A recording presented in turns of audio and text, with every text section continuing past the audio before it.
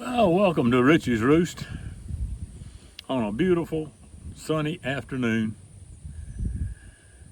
in my outdoor studio. And my outdoor studio is a little windy today. I hope this doesn't bother us much. And there's a tractor going on over a neighbor's place, and I hope that doesn't detract. But I just couldn't stay inside today. It's just too pretty. Now, I'm going to deviate from where I planned to speak about today. Of course, that shouldn't surprise you any. I do that a lot. But the wind is kicking up. I hope it's not going to create too much of a problem. I had thought about the possibility of talking about John Durham's report, that 300-page report that he came out with yesterday, I guess. But I thought I'd just give that a week or two to kind of cook and see what happens in the Congress and in the government and in the TV land. See what happens. We may be able to do a little more of a informed comment later on. So I thought I'd just throw in a couple of little things that I ran across here not too long ago, and you can put your own names by these folks. I may identify them by occupation or position. I'm not going to name any names. I normally don't, but you can tack your own on. Probably will work just as well. I saw a thing where some actions by Congress resemble putting a diamond necklace on a mule. It generates a lot of conversation, but nothing much changes.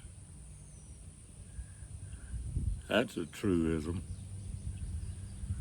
I also saw where a fellow applied for a job as a press aide for a congressman, and after he submitted his application, he received word from the congressman's office. It said, "Your resume is full of exaggerations, distortions, half-truths, and outright lies.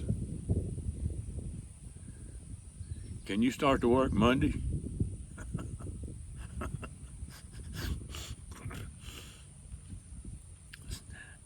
Said an attorney died and went to heaven, and as he approached the pearly gates, he noticed an orchestra playing and thousands of angels were cheering. St. Peter himself rushed over to shake the lawyer's hand. And the lawyer said, "Oh, this is quite a reception." St. Peter said, "Well, you're very special. It's been a long time since we've had the opportunity to welcome a person who is 130 years old." And the lawyer was puzzled, and he said, "But I was only 70. And St. Peter thought for a minute, and he said, we must have added up your billing hours." I'll probably get some mail about that. I don't care.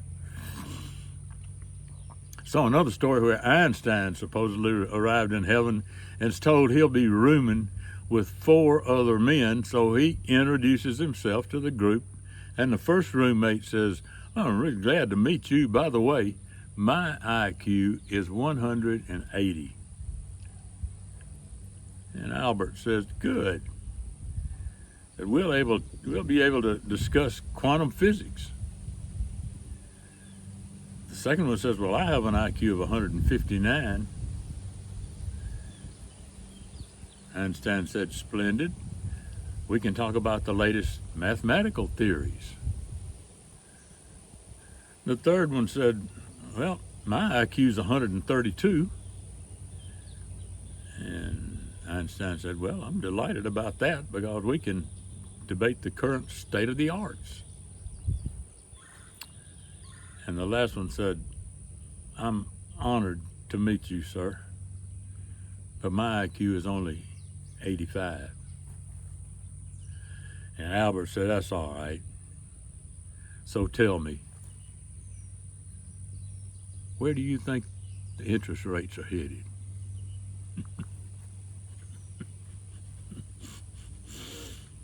Okay, who have we left out? Oh, there has been some question by folks about the cognitive ability of the president. So a test was given by a noted psychiatrist. Don't worry about me, the president said. He told the doctor, don't worry about me. Under my administration, the economy is booming, the border is secure, and the factions, the diverse factions of the country are coming together. If I'm given 4 more years in office, I'll finish this job, or my name ain't Alexander the Great.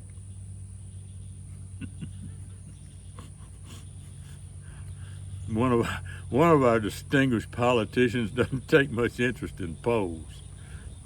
He reveals how he judges his popularity with his constituents. He said, when people wave at me, I just count how many fingers they use.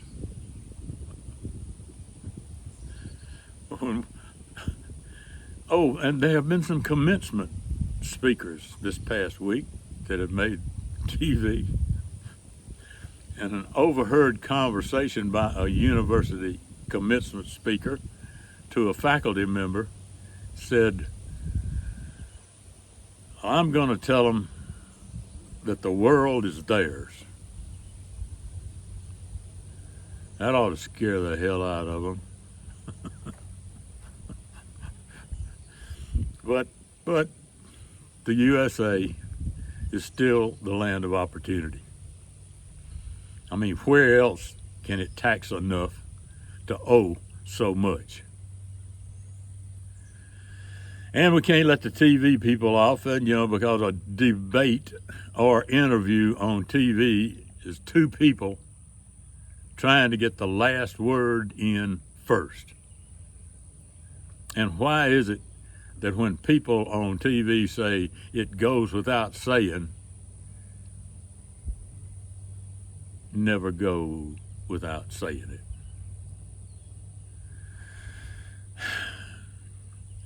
By the way, I just had a conversation with Trent Lott, who's no fraternity brother of mine.